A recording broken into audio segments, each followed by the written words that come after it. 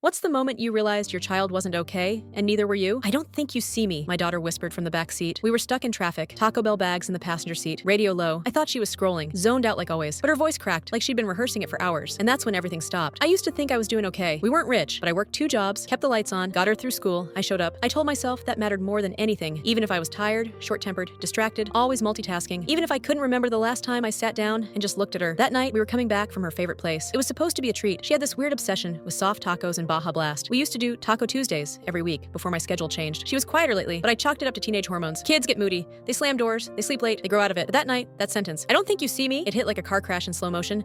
Because she didn't say it angry. She said it like she had already accepted it. I looked at her through the rearview mirror. She wouldn't meet my eyes. She was holding her phone like a shield. And I realized I hadn't hugged her in weeks. I couldn't even remember the last time I asked how she was and waited for the real answer. Not, "I'm fine." Not, "It's whatever." The real answer, I pulled into the driveway and just sat there.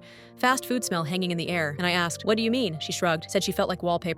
Always there, never noticed. I wanted to say, "That's not true." I wanted to say, "Of course I see you," but the truth stuck in my throat because I hadn't been seeing her. Not really. Every report card I signed, every lunch I packed, every ride to school. It was all logistics, all survival. I was parenting from muscle memory, like brushing teeth or paying bills, but I wasn't present. And neither was she. That night, I sat on her bed, the same bed I used to read stories on when she was little, and I asked her to talk, really talk. It was awkward, like 2 strangers trying to find a shared language. She told me about how she feels invisible at school, how her friends don't really talk to her anymore, how she tried writing stories but deleted them because nobody cares anyway. And then she said something that cracked me open. "I didn't tell you any of this because you always look tired." And I realized I was tired. So tired I missed her pain. So tired I thought showing up was the same as being there. We cried together that night, 2 people sitting in the quiet wreckage of years, spent surviving instead of connecting. And I promised her, not with words, but with time, that I'd do better. We started small. A walk every Saturday, dinner at the table without phones. I read her stories again. Even when she rolled her eyes. I'm still not the perfect parent. I still mess up, but I see her now, and she sees me trying. And that moment in the car, it keeps me up at night because it was the first time I realized she wasn't okay, and neither was I. But maybe, just maybe, we don't have to stay that way.